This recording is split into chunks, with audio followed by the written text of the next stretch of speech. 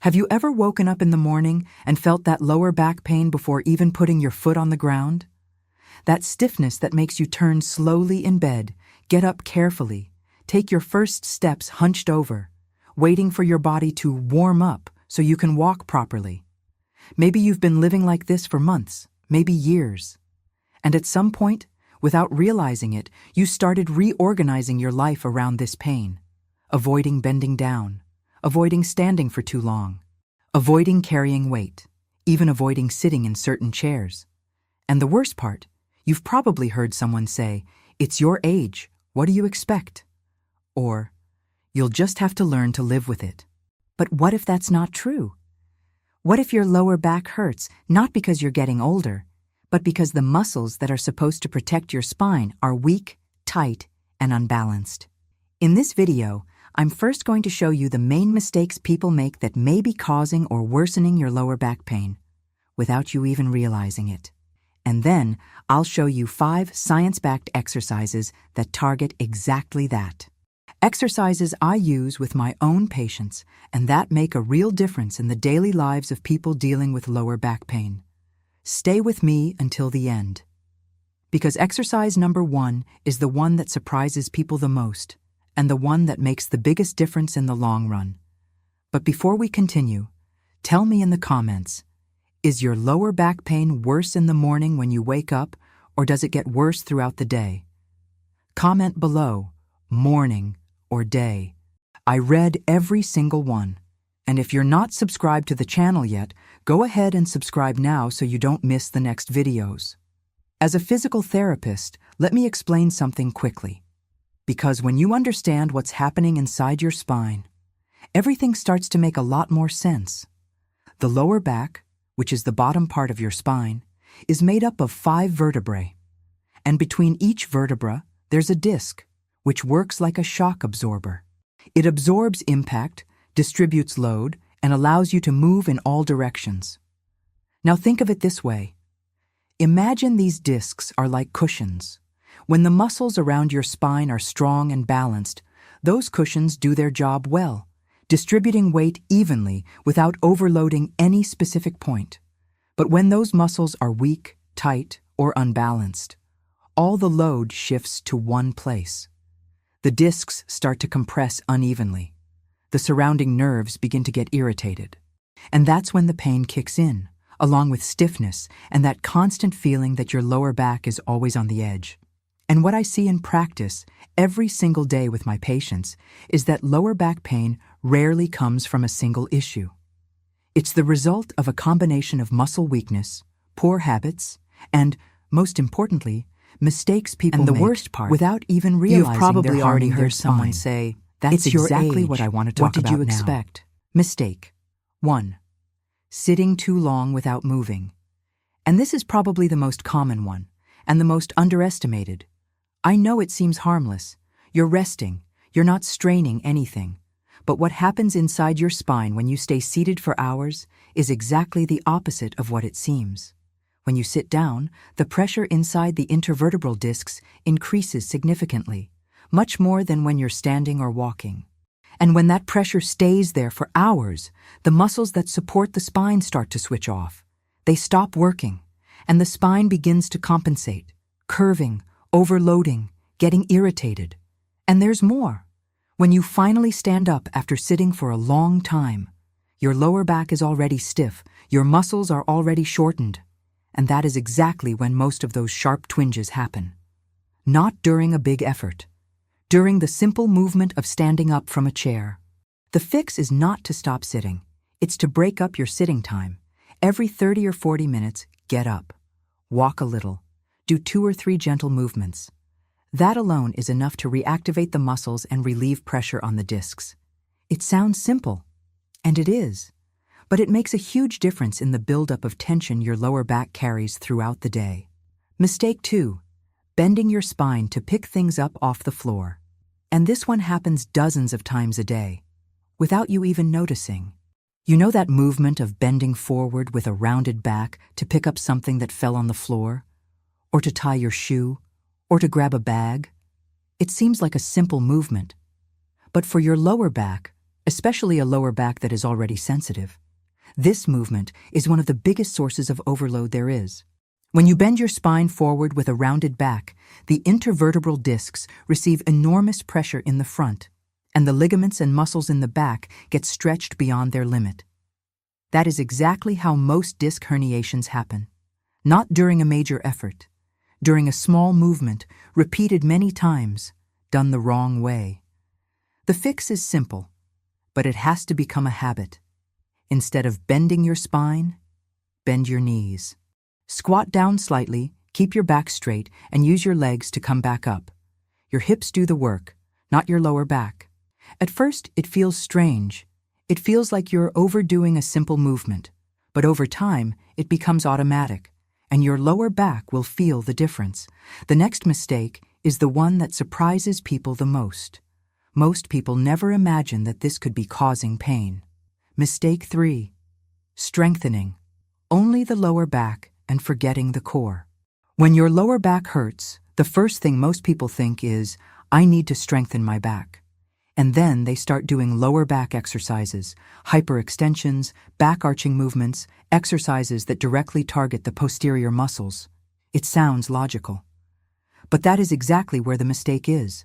The lower back usually does not hurt just because your back muscles are weak. It hurts because the core, which includes the deep abdominal muscles, the pelvic floor, and the diaphragm, is not doing its job.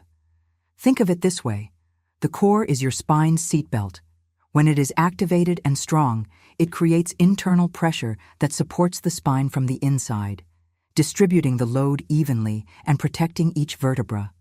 When that belt is loose, the spine is left without support.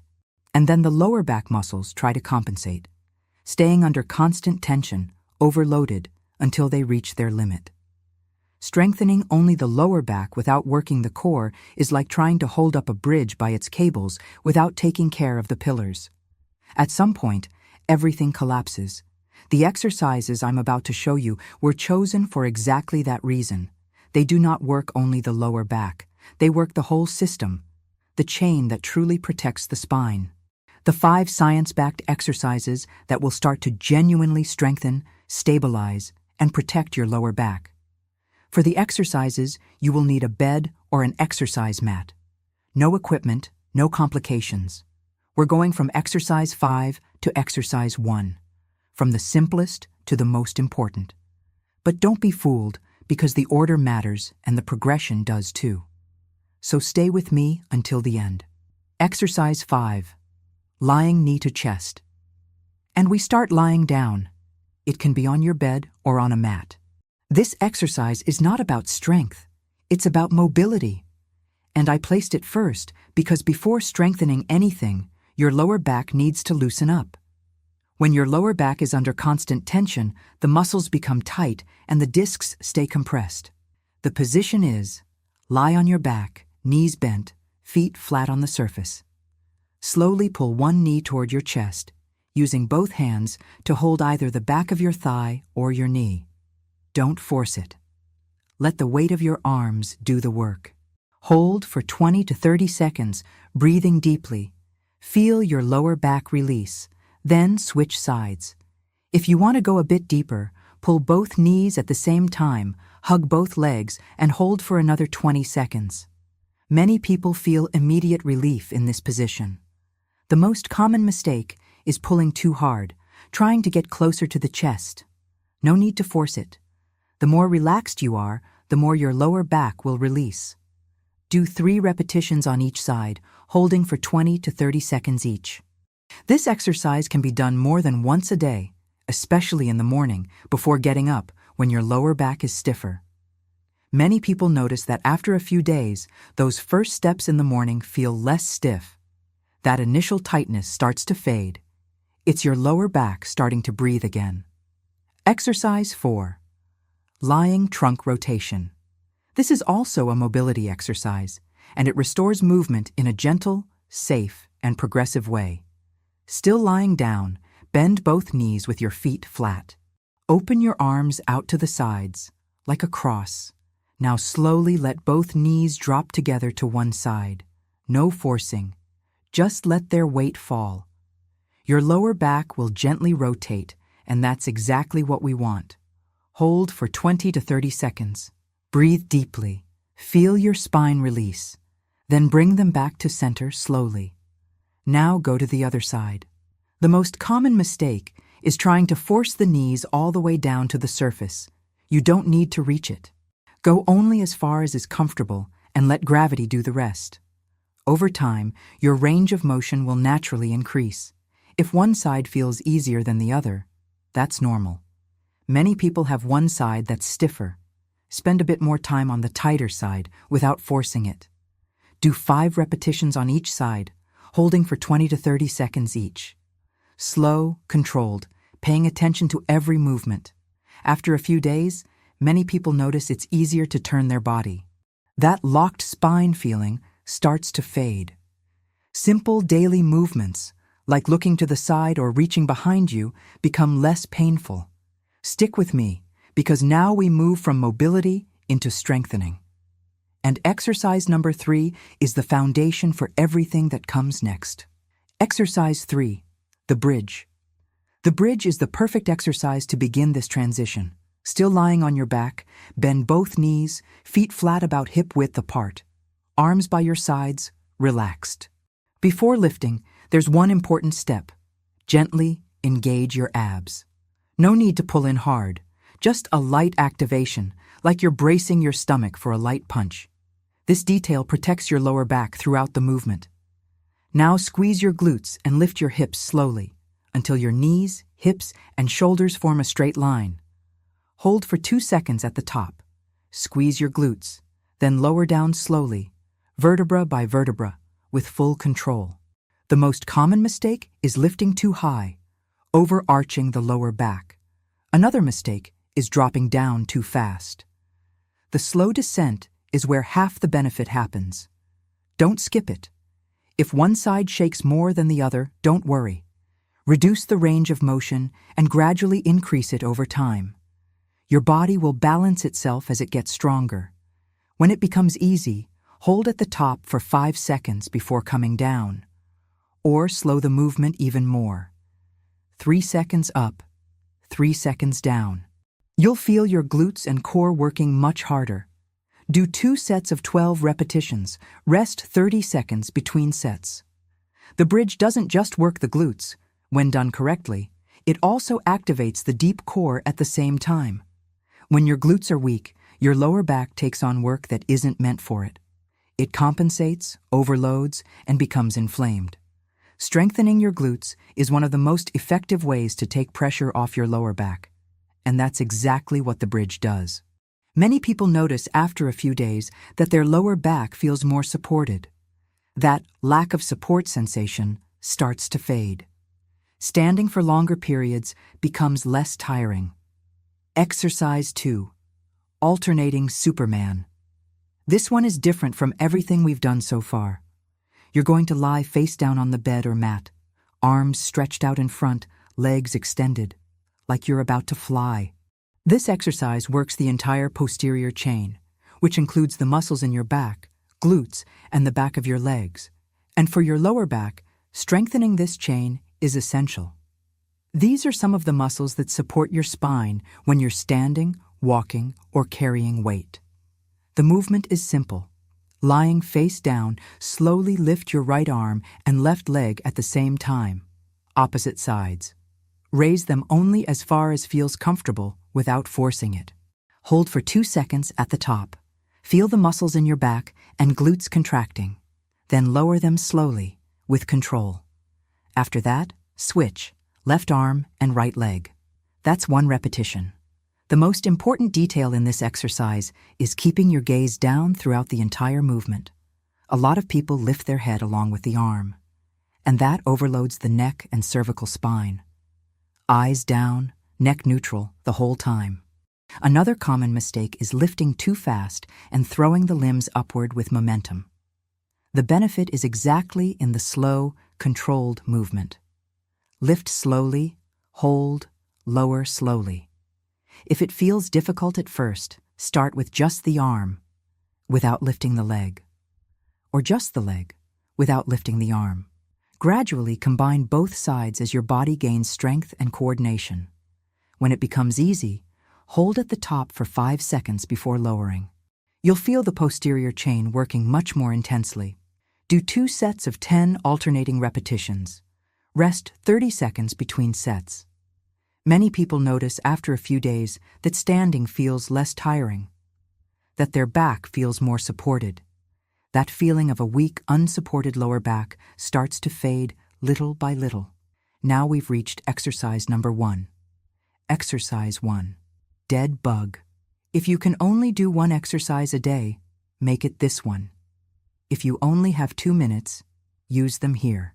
The name is weird. Dead bug. And it makes sense when you see the position, lying on your back, arms and legs in the air, like a little bug flipped upside down. But don't let the name fool you. This is one of the most respected exercises in physical therapy and in science when it comes to lower back pain. And the reason is simple. It works the deep core, that seat belt for your spine that I mentioned at the beginning of the video. Most ab exercises work the superficial part, the one you see in the mirror. The dead bug goes deeper. It activates the transverse abdominis, which is the deepest core muscle, the one that truly supports and protects your spine from the inside. And it does this in a very smart way, training the brain and body to keep the lower back stable while the arms and legs move, which is exactly what happens in real-life movement. Lie on your back on the bed. Bend your knees to 90 degrees and lift your legs, thighs vertical, knees bent, as if you were sitting in an imaginary chair in the air. Arms extended toward the ceiling. Now, and this is the most important detail of the entire exercise, flatten your lower back against the bed. No space between your lower back and the mattress. That contact needs to be maintained throughout the entire movement. If your lower back lifts, the exercise loses its effect. With your lower back flattened, slowly take your right arm back, toward your head, while extending your left leg forward without touching the mattress. Hold for 2 seconds, then slowly return to the starting position. Now switch, left arm and right leg. That's 1 repetition. The most common mistake, and the most important one to avoid, is letting your lower back lift off the bed during the movement. If that happens, reduce the range of motion. You don't need to fully extend your arm and leg. Go only as far as you can while keeping your lower back pressed against the mattress. Over time, your range will naturally improve. Another mistake is holding your breath. Exhale as you extend your arm and leg. This helps keep your core engaged and your lower back stable. If it feels difficult at first, start by moving just your legs without using your arms, or just your arms without moving your legs. Gradually combine both as your control improves. Do 2 sets of 8 repetitions on each side. Rest 30 seconds between sets. Go slow. Stay focused. Feel every movement. Many people notice after a few days that their lower back feels more supported when walking. That lack of support feeling starts to fade. Simple daily movements, standing up, bending down, walking, feel safer and less painful. This exercise changes your lower back from the inside out, strengthening what truly protects it. Now that you've learned all this, you don't need to do everything perfectly right away. Start slow, 1 exercise, 1 day, and repeat. Your body responds to consistency, and your lower back, especially, responds to the right movement done regularly.